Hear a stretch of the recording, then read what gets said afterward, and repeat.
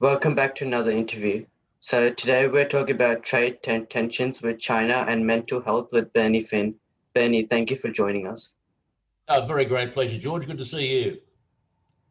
Bernie, can you give us a bit more about yourself, like roles and prior work before becoming a politician?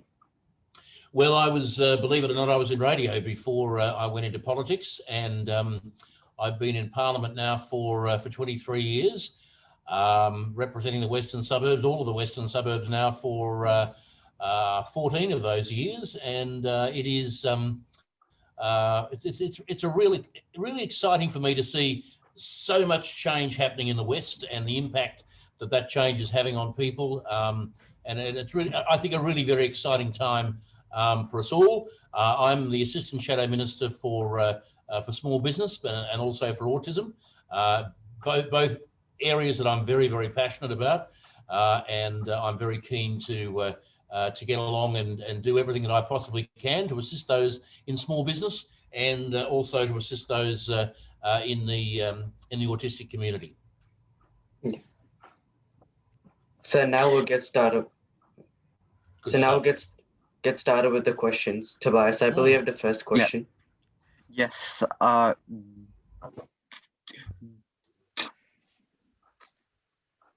Do you think Chinese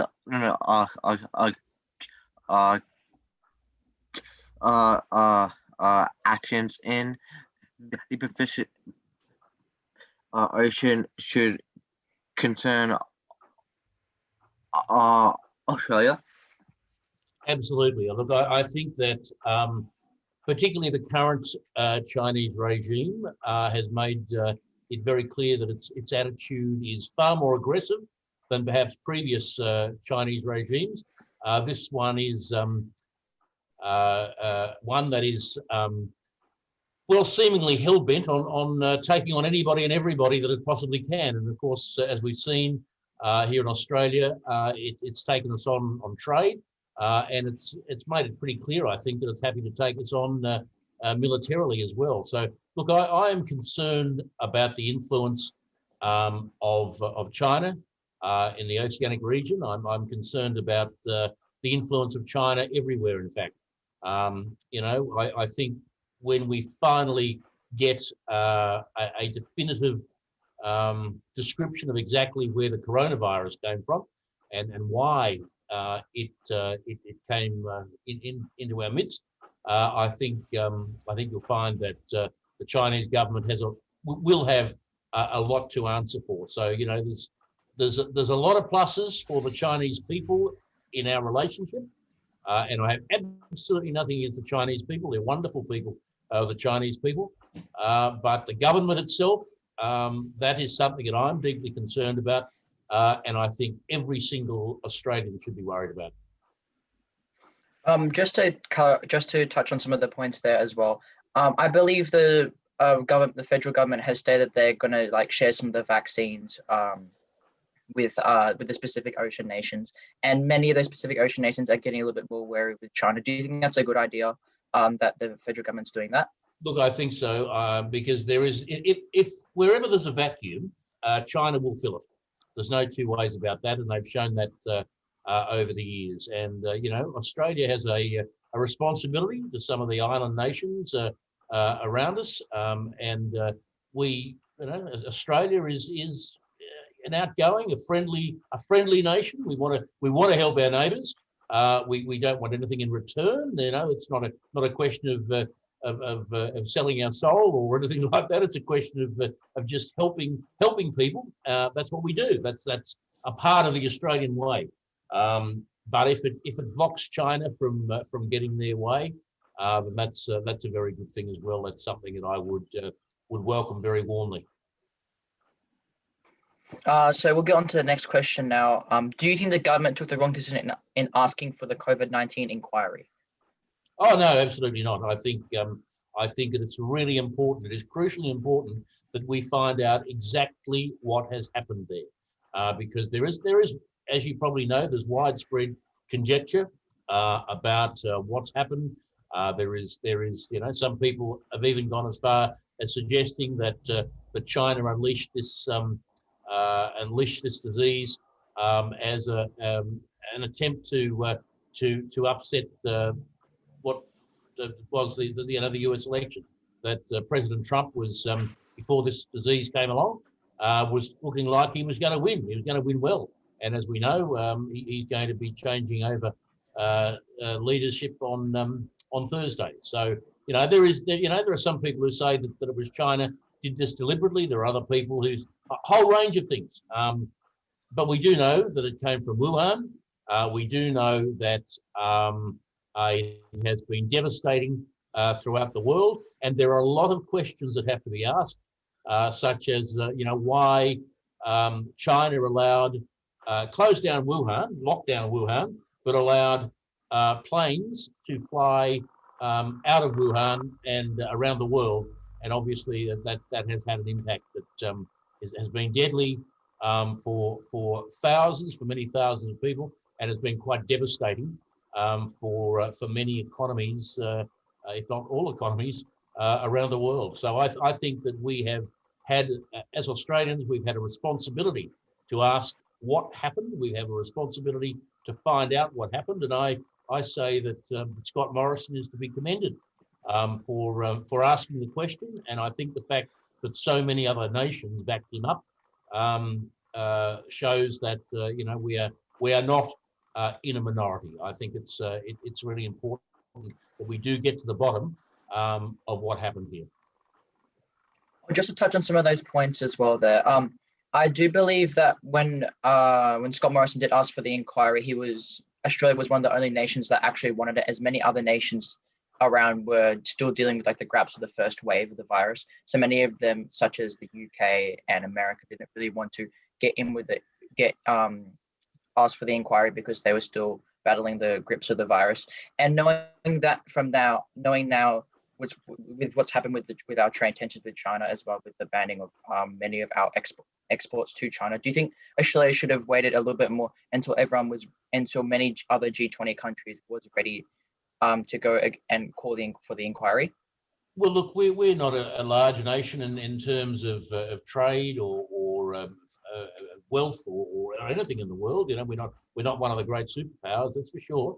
But I think we had a responsibility on this occasion to lead the way, and I'm very glad that we did. I think that we as a nation have a responsibility to look after our people, and if China is allowed to get away with what they seemingly have done on this occasion, you've got to ask, what are they going to do next? And that's something that I think would concern Scott Morrison, certainly concerns me, and I think would concern a lot of other Australians, a lot of other people around the world. If China gets away with this, what is next? That's a major concern, and that is a big part of why the question had to be asked. So we'll now get on to the next question. This one's a little bit more related to mental health. I believe, Tobias, you have this question. Yes. Has anybody contacted you from the Western Metro area said they have been suffering from mental health issues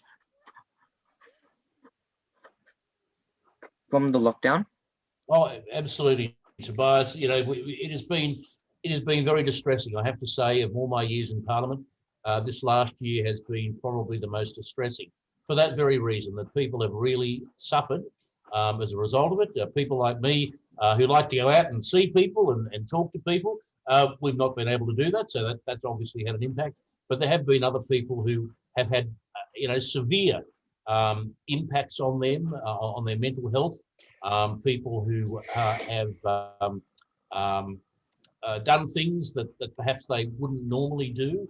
There have been so many people in the West that I'm aware of who have been impacted by this lockdown, because, as you say, this is the longest lockdown of anywhere in the world, and it's had a huge impact on a lot of people. And my heart goes out to those people. I wish there was more that I could have done last year. But again, that's another reason why we have to find out why this happened, who was responsible for it, in order to provide answers, to provide some closure for people who have been through what for them has been a pretty horrific experience. So we'll get on to the next question now. George, I believe you have this question as well. Yeah, I do. So my question is, do you think the government should have a backup plan if China is not seen as a feasible trading partner and they continue to bat our goods? Absolutely. Look, I have been saying for some time, George, that we have to start looking around for alternative markets. We have to start looking at perhaps India.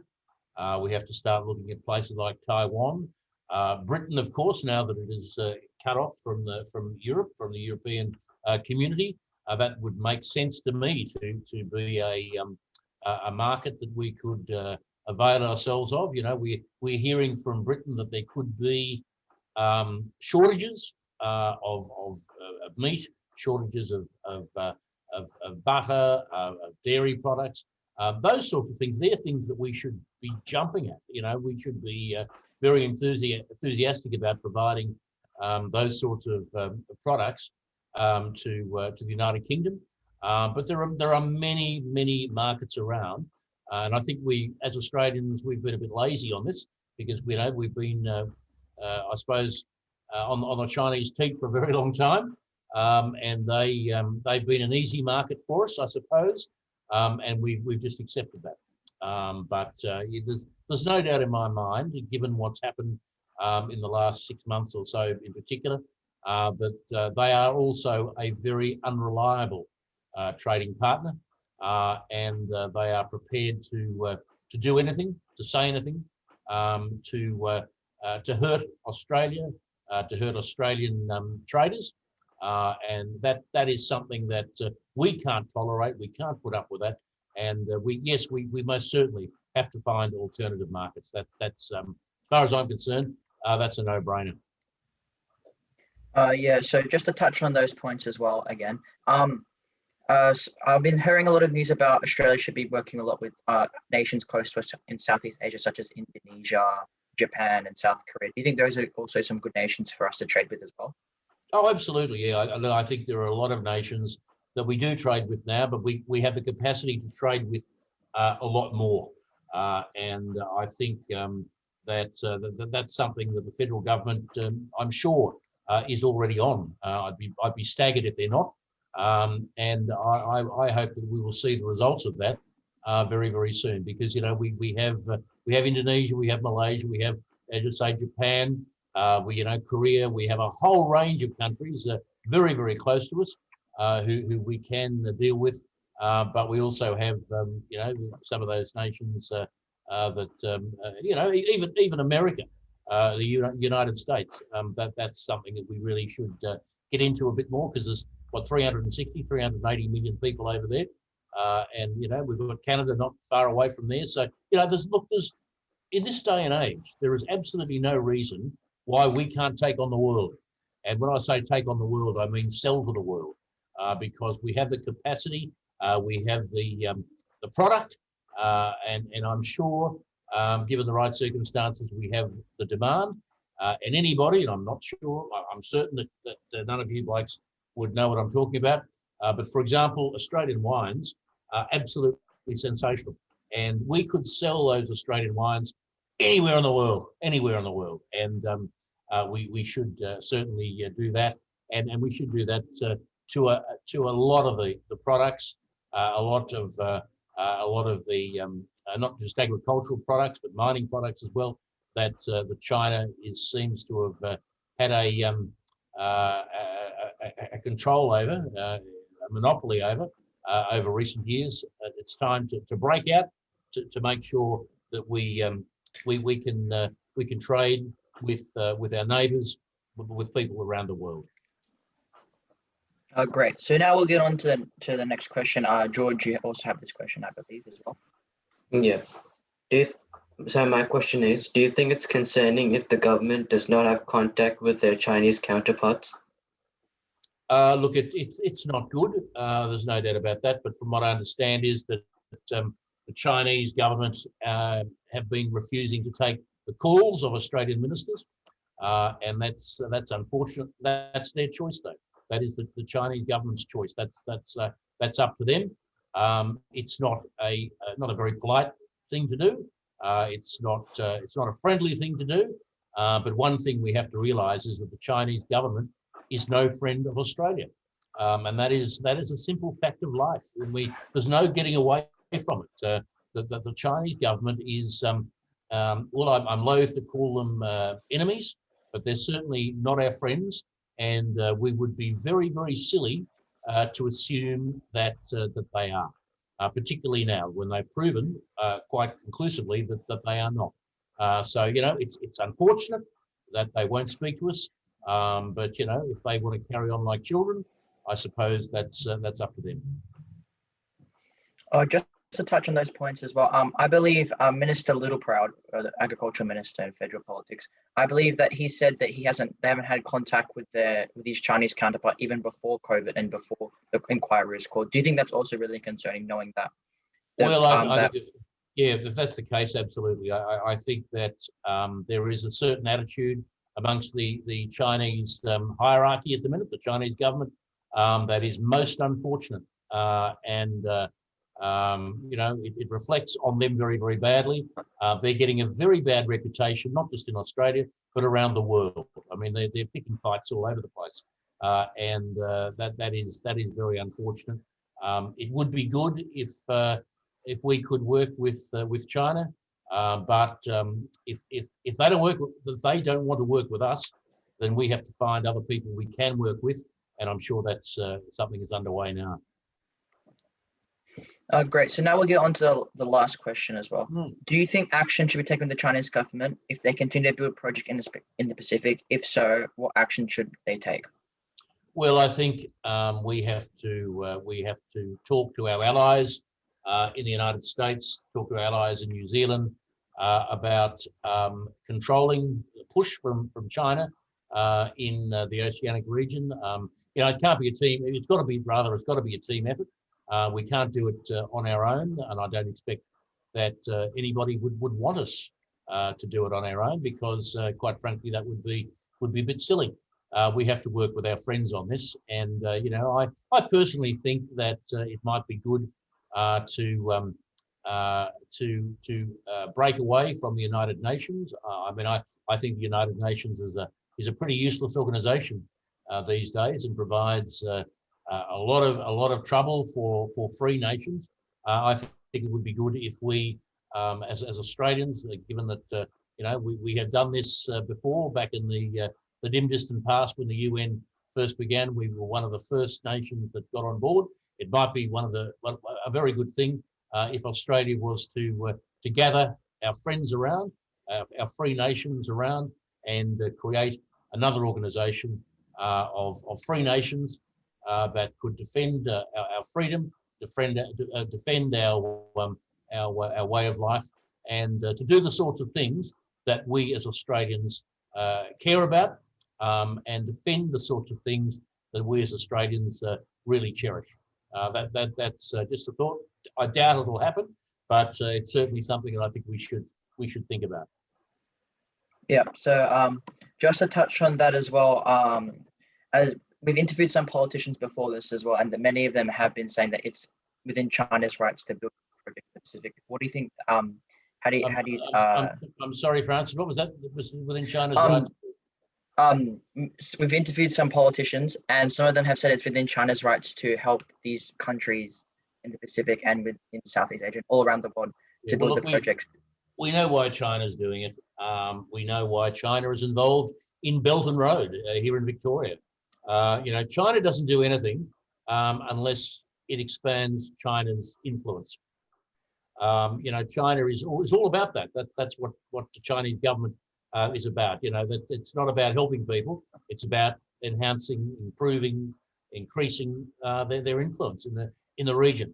I don't believe that that China is a good influence in the excuse me, it's a good influence in the world.